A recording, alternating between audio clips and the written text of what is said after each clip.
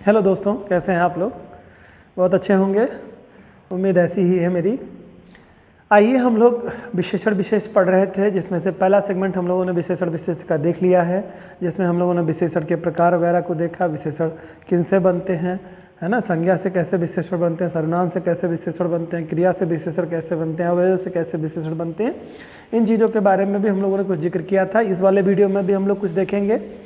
आज हम लोग कुछ विशेष चीज़ों को देखने वाले हैं। जो दूसरा हम लोगों का विशेषण विशेष का वीडियो है, इसमें हम लोग देखेंगे विशेषण विशेष के संबंधों के रिलेशनशिप के बारे में देखेंगे, और साथ ही साथ देखेंगे जो एडजेक्टिव में सुपरलेटिव डिग्रीज होती हैं, यानी कि जैसे कहते हैं ना गुड बेटर बेस्ट, जो स्थिति बनती है, तो उस तरह की स्थितियां भी इसमें भी है। तुलनात्मक विशेषण जिसे कहा जाता है, तुलनात्मक विशेषण में देखेंगे तो तीन प्रकार के विशेषण हम मिलेंगे, अवस्थाएं मिलेंगी। एक मूलावस्था मिलेगी, एक उत्तरावस्था और एक उत्तमावस्था। ठीक है, इनके बारे में भी चर्चा करेंगे। बहुत ही महत्वपूर्ण सेगमेंट है। आइए स्टार्ट करते हैं। हम लोग देखते हैं कि विशेषण विशेष में रिलेशनशिप क्या है। अब तो विशेषण विशेष के बीच में जो संबंध के बारे में अगर हम बात करें, तो इसमें सबसे बड़ी चीज़ तो ये है, पूछता है कि कोई विशेषण जो होता है उसके बारे में पूछता है ये किस तरह का विशेषण है, यानी कि वह विशेष विशेषण है या विधेय विशेषण है। विशेषण दो प्रकार के होते हैं। एक तरह से अगर हम कहें तो विशेषण के बारे में देखेंगे, वाक्य में विशेषण का प्रयोग दो प्रकार से किया जाता है। ठीक है, एक तरह से कह सकते हैं कि विशेषण के प्रयोग किन आधारों पर कैसे पता चलेगा कि कौन सा विशेषण है ये, यानी कि कैसे पता चलेगा यह विशेष विशेषण है या विधेय विशेषण है। ठीक है, तो मैंने बताया यहाँ पर, जैसा कि इसमें नोट है कि वाक्य में विशेषण का प्रयोग दो प्रकार से होता है। एक तो होता है विशेष विशेषण के रूप में, और दूसरा विधेय विशेषण के रूप में। तो इसमें आपको जानना ये है विधेय विशेषण किसे कहेंगे और विशेष विशेषण कहेंगे किसे कहेंगे। तो जैसा कि आपको मालूम है कि जो हमारी संज्ञा या सर्वनाम, या जिसे हम कह सकते हैं जो कर्ता होता है, या जिसके बारे में बात होती है, यानी सब्जेक्ट या विशेष, विशेष से पहले यदि विशेषण आ जाए तो वह विशेषण विशेष विशेषण कहलाएगा। और यदि विशेषण सब्जेक्ट के बाद आए, यानी कि विशेष के बाद में प्रयोग हो और क्रिया से पहले प्रयोग हो, तो वह हमारा विधेय विशेषण कहलाएगा। समझ रहे होंगे आप लोग। यानी कि कोई सेंटेंस आप देखेंगे तो उस सेंटेंस में कोई एक सब्जेक्ट होगा, और जो सब्जेक्ट होगा वही उसका विशेष्य होता है। ठीक है, जिसके बारे में कुछ बात कही जाती है, तो वो संज्ञा या सर्वनाम में से कोई एक होता है, उसी को सब्जेक्ट कहते हैं। और हिंदी में अगर हम बात करेंगे तो उसे विशेष्य कहते हैं। अगर विशेष्य से पहले आ गया है सब्जेक्ट, एडजेक्टिव आ गया है आपका, यानी विशेषण पहले आ गया है, तो वह विशेष विशेषण कहलाता है। और यदि विशेष के बाद और क्रिया से पहले आया हुआ है विशेषण, तो वह विधेय विशेषण कहलाता है। जैसे यहाँ पर फॉर एग्जाम्पल के तौर पे आप देखिए, इसमें पहले विशेष विशेषण में से घोड़ा, से लाल घोड़ा दौड़ रहा है, तो यहाँ पर जो रेड शब्द है, मतलब रेड वर्ड है, तो वो घोड़े से पहले आया है। किसके बारे में बात हो रही है? लाल घोड़ा दौड़ रहा है। तो लाल घोड़ा दौड़ रहा है मीन्स घोड़ा आपका क्या हो गया? विशेष। बात किसके बारे में हो रही है? घोड़े के बारे में। घोड़ा विशेष्य है, इसके पहले विशेषण का प्रयोग हो गया, तो सेंटेंस कौन सा हो जाएगा? विधेय विशेषण हो जाएगा। ठीक है, विशेष विशेषण हो जाएगा। ठीक है, ये विशेष विशेषण हो जाएगा। इसी तरह से देख ले आप सब, इसमें देखेंगे राम चंचल लड़का है, तो इसमें भी आप देखेंगे कि ये लड़के से पहले, इसमें विशेषण में देखेंगे राम लड़का है। कैसा लड़का है? चंचल लड़का है। तो ये विधेय से पहले ही आपका विशेष से पहले ही आपका आ गया है विशेषण, तो क्या हो जाएगा? ये आप विशेष विशेषण हो जाएगा। क्लियर हुआ आपको? ठीक है, अब विधेय विशेषण के बारे में हम लोग देखते हैं। जैसे मेरा कुत्ता लाल है। ठीक है, मेरा कुत्ता लाल है। ठीक है, तो मेरा कुत्ता लाल है, तो यहाँ पर क्या हो गया? मेरा, ये कौन सा क्या हो गया? यहाँ पे सब्जेक्ट हो गया। मेरा कुत्ता, मेरा कुर्ता, जो भी सब सेंटेंस आपका हो, आप उसी परिप्रेक्ष्य में देख लेंगे। यहाँ पे अपने कुत्ते के बारे में बात हो रही है उनके, या कुर्ते के बारे में बात हो रही है, कुछ भी हो रहा हो, तो आप समझ सकते हैं इसको मेरा। यानी कि यहाँ पर क्या हो गया? विशेष से क्या आपका है? मेरा है। और उसके बाद में कुत्ता काला है बेटा, सॉरी यहाँ पे रेड नहीं, काला लिखा हुआ है। कुत्ता काला है, तो काला आपका जो है, यानी कि कहने का मतलब किसके बारे में बात हो रही है, या कुत्ता काला है, तो लास्ट में यहाँ पे काला आपका आया है, किसके बाद आया है आपको, यहाँ पर विशेष के बाद आपका यूज हुआ है, तो यह क्या हो जाएगा, विधेय विशेषण के रूप में कहलाएगा, यानी काला यहाँ पर विधेय विशेषण के रूप में यूज में लाया गया है। इसी तरह से मेरी गाय सीधी है, तो मेरी गाय जो हो गई ये क्या हो गया, विधेय हो गया, सॉरी विशेष हो गया, जिनके बारे में बात हो रही है गाय के बारे में। और उसके बाद में क्या, सीधी है, उसका गुण है, उसकी क्वालिटी है, तो उसकी क्वालिटी बता रहा है सीधी, यहाँ पर विशेषण बाद में आया है तो विधेय विशेषण हो जाएगा। आई थिंक आप समझ गए होंगे कि कौन सा विशेष विशेषण है और कौन सा विधेय विशेषण है, बाय एग्जाम्पल के थ्रू आप लोगों ने देख लिया होगा।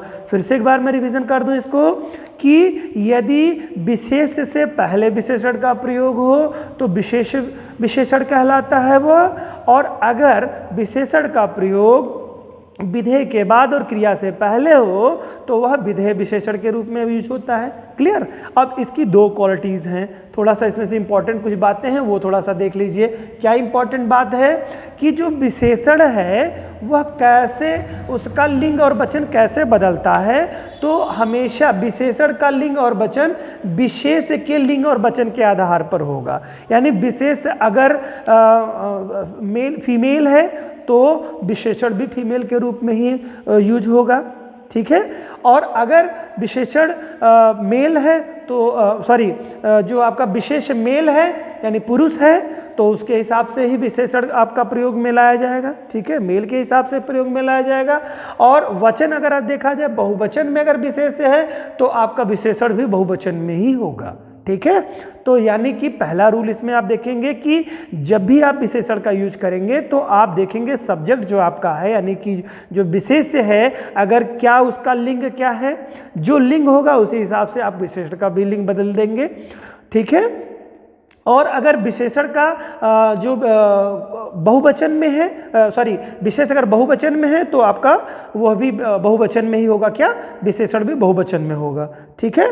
तो ये बात ध्यान रखिएगा। दूसरा इसमें जो रूल है कि अगर मान लो किसी वाक्य में कई विशेष्य हैं, ठीक है, कई विशेष्य हैं किसी वाक्य में, तो उसमें फिर क्या करेंगे हम, तो जो विशेषण के नज़दीकी विशेष्य होगा यानी पास जो विशेष्य होगा उसी के आधार पर विशेषण को परिवर्तित कर देंगे। यानी विशेष मान लो कोई जो विशेष्य आपके हैं वो दो हैं, एक का लिंग पुल्लिंग है, एक का स्त्रीलिंग है, और विशेष जो आपका विशेषण है वह जो है स्त्रीलिंग वाले शब्द के नज़दीक है तो उसका विशेषण का जो लिंग परिवर्तित होगा उसके हिसाब से हो जाएगा, न कि पुल्लिंग के आधार पर होगा, ठीक है।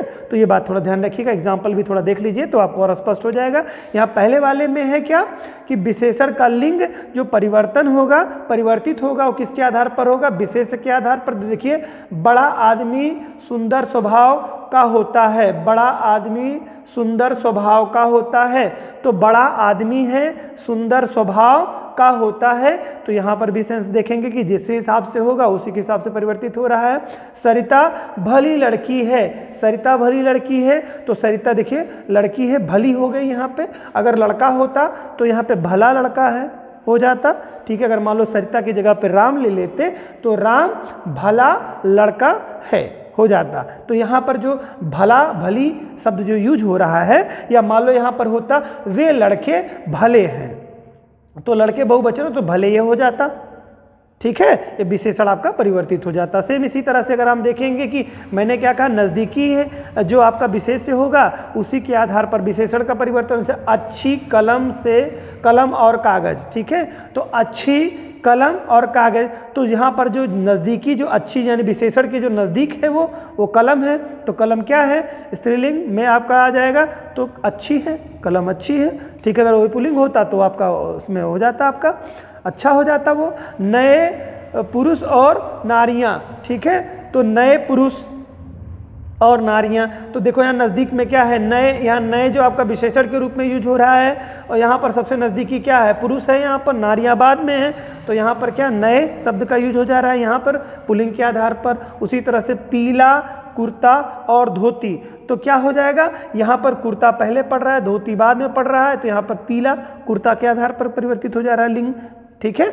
इस यहाँ पे सब्जेक्ट का मेरे ख्याल से आप समझ गए होंगे। ये थोड़ी सी गुड़ बातें थी जो कि 2 नोट में आपको इंपॉर्टेंट फैक्ट्स आपको मिल गए और विशेषण और विशेष के बीच के अच्छे संबंध आप समझ गए, यानी कि विशेष विशेषण और विधेय विशेषण आई थिंक अब क्लियर हो चुका होगा। आइए देखते हैं कुछ कि रचना जो है विशेषणों की रचना कैसे की जाती है, संज्ञा से कैसे विशेषण बनाए जाते हैं, किन प्रत्ययों के द्वारा बनाए जा सकते हैं, फिर उसके बाद सर्वनाम से कैसे विशेषणों का निर्माण होता है, अवयव से कैसे होगा, क्रिया से कैसे विशेषणों का निर्माण होगा, थोड़ा हम इसके बारे में भी समझने का प्रयास करते हैं। देखिए इसमें है क्या, संज्ञा से जो है विशेषण कैसे बनाए जाते हैं। तो संज्ञा शब्दों में अगर हम देखेंगे बच्चों तो एक शब्द लेते हैं पहला हम लोग धर्म। तो धर्म में अगर हम इक प्रत्यय ऐड कर दें तो क्या हो जाएगा, धार्मिक। तो धार्मिक शब्द जो है वह क्या है, विशेषण है। कैसा विशेषण है, संज्ञा विशेषण है, ठीक है, संज्ञा के द्वारा निर्मित विशेषण है। उसी तरह से चमक है, चमक में जो है इला प्रत्यय अगर जोड़ देंगे तो चमकीला हो जाएगा। उसी तरह से गुड़ में अगर हम ई प्रत्यय जोड़ देंगे तो गुड़ी हो जाएगा, ठीक है। इसी तरह से धन में वान प्रत्यय अगर हम जोड़ दें बच्चों तो क्या हो जाएगा, धनवान हो जाएगा। और अर्थ में अगर हम एक प्रत्यय जोड़ेंगे तो आर्थिक। तो ये सारे शब्द हमारे कैसे बन गए, संज्ञा से निर्मित प्रत्यय हो गए।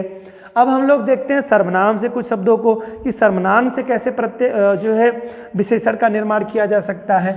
जैसे यहाँ पर सर्वनाम है और विशेषण है तो वह एक क्या है, सर्वनाम है तो वैसा शब्द लग जाएगा तो बन जाएगा, क्या हो जाएगा, सर्वनाम जो है विशेषण का कार्य करने लगे, यानी यहाँ पे सर्वनाम विशेषण के रूप में होने लगा है। वैसा जो है जैसे वैसा, जैसा, तैसा, ये सब शब्द जो आ रहे हैं ये सब कैसे होंगे, सर्वनाम से निर्मित विशेषण होंगे, ठीक है। यह है तो ऐसा है, वह है तो वैसा है, जो है तो जैसा है, तमाम सारे ऐसे विशेषण आपको मिल जाएंगे जो सर्वनाम से निर्मित होते हैं, ठीक है। इसी तरह से क्रिया से अगर हम लोग देखें बच्चों तो मान लो पूज, पूज एक क्रिया है और अनीय शब्द अगर जोड़ देंगे तो पूजनीय हो जाएगा। तो पूज मतलब होता है यानी कि पूजे जाने वाला जो होता है तो वह पूज होता है, और उसमें अनीय अगर हम जो शब्द जोड़ देते हैं तो पूजनीय बन जाएगा। उसी तरह से पठ एक धातु है यानी क्रिया है, पठ धातु है, इसमें नीय जोड़ देंगे तो पठनीय हो जाएगा। तो यह भी आपका देखिए क्रिया से बन जा रहे हैं। ऐसे बहुत सारे एग्जाम्पल आपको मिल सकते हैं, यहाँ पर आपको समझने के लिए इतना पर्याप्त है। उसी तरह से अव्यय से भी हम लोग विशेषण का निर्माण करेंगे। अब यहाँ पर हम बता क्यों रहे हैं, क्योंकि जब आपको विशेषण पहचानने के लिए आएगा बच्चों तो आपको यही शब्द याद होने चाहिए, उसी से आप बता पाएंगे कि ये कौन सा विशेषण है, क्रिया विशेषण है, सर्वनामिक विशेषण है, संज्ञा विशेषण है, अव्यय विशेषण है, ये तभी आप बता पाएंगे बेटा। इस नाते ध्यान से आप इसको समझिएगा। अव्यय से जैसे अंदर है, अंदर में ऊनी है तो अंदरूनी, अंदरूनी शब्द क्या हो जाएगा, यह विशेषण हो जाएगा। यहाँ पर अंदर क्या है, अव्यय। अव्यय के बारे में मैं आपको बता चुका हूँ। अव्यय क्या होती है, वे रूढ़ शब्द जिनका खंड ना किया जा सके, तोड़ा ना जा सके, यानी सभी रूढ़ शब्द जो होते हैं वो अव्यय होते हैं, ठीक है, जिनका कोई व्यय ना किया जा सके, यानी कि उनको उससे संक्षिप्त रूप में ना लिखा जा सके। उसके बाद उसे संक्षिप्त लिखने पर क्या हो जाएगा, अर्थ ही अर्थ का अनर्थ हो जाए, उसका मतलब अर्थ ही ना निकले कोई, तो कोई मतलब नहीं रह जाता उस शब्द में। इस नाते ऐसे शब्दों को रूढ़ शब्द कह सकते हैं आप, या अव्यय कह सकते हैं इसको, ठीक है, यानी कि सभी रूढ़ शब्द अव्यय ही होते हैं। उसी तरह से बाहर शब्द है आपका अव्यय शब्द है, इसमें ई लिख जाएगा तो बाहरी शब्द हो जाएगा, यह भी आपका विशेषण बन रहा है, ये अव्यय विशेषण हो जाएंगे। इसके अलावा देखिए दो या दो से अधिक शब्दों के मेल से बनने वाले जो विशेषण होते हैं बेटा, उनको भी आप इनमें समझेंगे। इसे दुबला पतला, तो दुबला पतला का शब्द हम हाइफन लगा करके कर देंगे तो दुबला पतला ये अपने आप में विशेषण है। चलता फिरता दो शब्द हैं, चलता प्लस फिरता बराबर चलता फिरता एक विशेषण बनेगा। छोटा बड़ा बन जाएगा, छोटा प्लस बड़ा बराबर छोटा बड़ा विशेषण है। तो ये दो शब्दों के मेल से बनने वाले विशेषण होंगे। इस तरह से और भी कुछ विशेषण है, लेकिन इतना ही आपके लिए बहुत पर्याप्त है यहाँ पे समझने के लिए। अब थोड़ा सा तुलनात्मक विशेषण के बारे में हम देखेंगे कि कौन सा विशेषण किस तरह का है। तो तुलनात्मक विशेषण के बारे में हम लोग थोड़ा देख लेते हैं। तुलनात्मक विशेषण में क्या होता है, इसमें क्या होता है, परिभाषा इसको देखेंगे तो दो या अधिक वस्तुओं की विशेषताओं के मिलान को तुलना कहते हैं। भाई कंपैरिजन क्या करते हैं, दो या दो से अधिक वस्तुओं के यह कंपैरिजन किया जाएगा तो वहीं पर ही आपका तुलना कहलाएगा। इसी कार्य को दर्शाने वाले विशेषण को तुलनात्मक विशेषण कहते हैं। तुलनात्मक विशेषण कितने प्रकार के होते हैं बेटा, 3 प्रकार के होते हैं। एक तो होता है आपको तुलना की दृष्टि से विशेषण के प्रकार मैंने बताया 3 प्रकार के, मूलावस्था, उत्तरावस्था, उत्तमावस्था। मूलावस्था, उत्तरावस्था, उत्तमावस्था, 3 तरह की जो है विशेषण आपको देखने को मिलेंगे। ठीक है, इसमें क्या हो जाएंगे कि यहाँ पर जैसा कि तुलना की दृष्टि से कि इसमें कंपैरिजन किया जाएगा, तो आप मूलावस्था में जान लीजिए कि मूलावस्था की खासियत है कि इसका या तो गुण या दोष बताया जाएगा, लेकिन कंपैरिजन किसी से नहीं होगा, किसी दूसरे से कंपैरिजन इसमें नहीं होगा। यानी कि जैसे गीता सुंदर है तो गीता सुंदर है, गीता बदसूरत है तो बदसूरत है, हो गया बस। उसमें से कोई भी इसमें कंपैरिजन शब्द नहीं लगेगा बेटा, तुलना नहीं होगी। जो शब्द होगा पर्सनली वो एक विशेषण हो जाएगा, 2 विशेषणों में उसमें कंपैरिजन नहीं किया जाएगा, तुलना नहीं होगी। उत्तरावस्था में क्या होता है, इसमें जो है 2 या 2 से अधिक दो वस्तु होंगे या 2 वस्तु होंगे, उनके जो है तुलना की जा रही होगी, तुलना की जाएगी, वो आपकी उत्तरावस्था में आएंगे। और उत्तमावस्था में क्या होगा, 2 से अधिक, यानी कि 2 से अधिक। यहाँ पर क्या होगा, इसमें तुलना किसी की नहीं होगी, कोई एक शब्द दिया रहेगा विशेषण के रूप में, उसी का वो वही रहेगा, गुण या दोष हो सकता है। यहाँ पर दो गुण या 200 की आपस में तुलना की जा रही होगी। यहाँ पर 2 से अधिक यानी कि लगभग 3 या 4 होंगे जिनके गुण 200 की तुलना की जा रही होगी। यही उत्तमा, उत्तरा और मूलावस्था में आपको डिफरेंस दिखाई देंगे आपको। ठीक है, तो जैसे कि मैं उदाहरण के तौर पे थोड़ा समझा दूं आपको, जैसे मूलावस्था के उदाहरण में क्या हो जाएगा, मोहन बलवान है, तो मोहन क्या है, बलवान है। बलवान में कोई किसी से कोई दूसरा विशेषण कहीं कुछ नहीं मिल रहा है सेंटेंस में, ये अपने आप में कंप्लीट है। या मान लो यहाँ पर होता मोहन कमजोर है, तो मोहन कमजोर है। तो विशेषण आप जानते हैं, विशेषण सकारात्मक भी होता है, विशेषण नकारात्मक भी होता है। ठीक है, तो ये बात ध्यान रखिएगा। रमा छोटी है, तो रमा छोटी है तो उसकी विशेषता क्या है, छोटी है। रमा अगर बड़ी होती तो उसकी विशेषता बड़ी हो जाती, यहाँ पे कंपैरिजन नहीं है, तो ये कैसा हो रहा है, मूलावस्था में सब चले आ रहे हैं। ठीक है, उसे सावित्री सुंदर लड़की है, तो सावित्री के बारे में कह रहा है वो सुंदर लड़की है। सावित्री बदसूरत लड़की है होता तो वो भी आपका चला जाता, निगेटिव पॉजिटिव दोनों चलता है। मैं बार बार बता रहा हूँ कौन सा होगा, यहाँ पर पूछा जाए कौन सा विशेषण है ये, तो आपका मूलावस्था का विशेषण है ये। ठीक है, सुंदर, सुरेश अच्छा लड़का है, तो अच्छा किस तरह का विशेषण पूछा जाएगा, तो मूलावस्था का विशेषण है। ठीक है, इसी तरह से दूसरा उत्तरावस्था में मैंने कहा 2 से तुलना होगी। आइए देखते हैं, मोहन सोहन से अधिक बलवान है, देख लीजिए। अब मोहन सोहन से अधिक बलवान है, यहाँ पर 2 लोगों की तुलना हो गई, 2 विशेषणों में तुलना हो रही है ना, से अधिक बलवान है, मोहन सोहन से अधिक बलवान है, तो 2 विशेषणों में कंपैरिजन कर दिया गया। कौन सा उदाहरण आ गया, उत्तरावस्था का। ठीक है, इसके बाद में श्याम रमा से अधिक मोटी है। ठीक है, श्यामा रमा से अधिक मोटी है, तो दोनों का 2 में कंपैरिजन कर रहा है। कौन सा उदाहरण, मतलब यहाँ पे विशेषण मोटी जो विशेषण है किस तरह का विशेषण आपका है, उत्तरावस्था विशेषण है। उसी तरह से रविंद्र चेतना से अधिक बुद्धिमान है, तो बुद्धिमान यहाँ पे किस तरह का विशेषण है, 2 की तुलना वाला विशेषण है, तो कौन सा, उत्तरावस्था विशेषण हो जाएगा। ठीक है, उसी तरह से सावित्री रमा की अपेक्षा अधिक सुंदर है, तो यहाँ पर अधिक सुंदर जो है वो किस तरह का विशेषण है, उत्तरावस्था का विशेषण है। आई थिंक क्लियर हो चुका होगा। आइए तीसरे के बारे में देखते हैं, उत्तमावस्था के विशेषण के बारे में। इसमें क्या है, दारा सिंह सबसे अधिक बलवान है, यानी कि क्या, सबसे अधिक, यानी जितने भी लोग आप रखना चाहो, यहाँ 2 से अधिक हो गए ना, तो दारा सिंह सबसे अधिक बलवान है, यानी कि सैकड़ों हजारों जितना भी रखना चाहो उतना रख लो, उनमें सबसे ज़्यादा बलवान है। तो यहाँ पर किस तरह का बलवान विशेषण हो गया बच्चों, उत्तमावस्था का जो है विशेषण हो गया। मेरे ख्याल से आप समझ गए होंगे। आइए 2 एग्जाम्पल और देखते हैं। बिमला सबसे अधिक मोटी है, तो बिमला जी है सबसे अधिक मोटी, यानी उनसे ज़्यादा मोटा कोई नहीं है। अब वो जहाँ से भी तुलना कर रहे होंगे, जितने भी लोग होंगे उनमें सबसे ज़्यादा वो मोटी हैं। उसी तरह से पंजाब में अधिकतम अन्न होता है, तो पंजाब में अधिकतम अन्न होता है, यानी कि किसी और राज्य के कंपैरिजन में आप देखेंगे तो पंजाब में अधिक होता है, चाहे 2 राज्यों में रखिए, 3 राज्यों में, या सारे पूरे भारत के सारे राज्यों में रखिए। ठीक है, तो यहाँ पर जो है अन्न जो है अधिकतम अन्न जो होता है, तो अधिकतम अन्न जो है, अधिकतम जो शब्द है किस तरह का विशेषण है बच्चों, उत्तमावस्था का विशेषण है। आई थिंक लास्ट अब देखते हैं, संदीप निकृष्टतम बालक है, यानी सबसे खराब बालक है, उससे खराब कोई बालक नहीं है जितने भी तुलना हो रही है, तो यहाँ 2 से अधिक है मेरे लाल। ठीक है, आइए देखते हैं थोड़ा सा इसमें उदाहरण में देखते हैं। यहाँ पर उच्च है मूलावस्था उच्च है और उत्तरावस्था जो है उच्चतर हो जाएगी और इसका उत्तमावस्था जो हो जाएगी वो उच्चतम हो जाएगी। तो उच्च, उच्चतर, उच्चतम, ठीक है, उच्च, उच्चतर, उच्चतम। उच्च कैसा है, मूलावस्था का, उच्चतर हो जाएगा वह उत्तरावस्था हो जाएगा और उच्चतम जो होगा वह उत्तमावस्था हो जाएगी। क्लियर, ठीक है। उसे निकृष्ट है, निकृष्टतर हो जाएगा उत्तरावस्था में और उत्तमावस्था में निकृष्टतम हो जाएगा। ठीक है, तो यहाँ पर तर लगेगा। देखिए उत्तरावस्था में सभी जगहों पे अगर यदि आप देखेंगे तो यहाँ पर क्या लग रहा है, विशेषण में तर लग जा रहा है।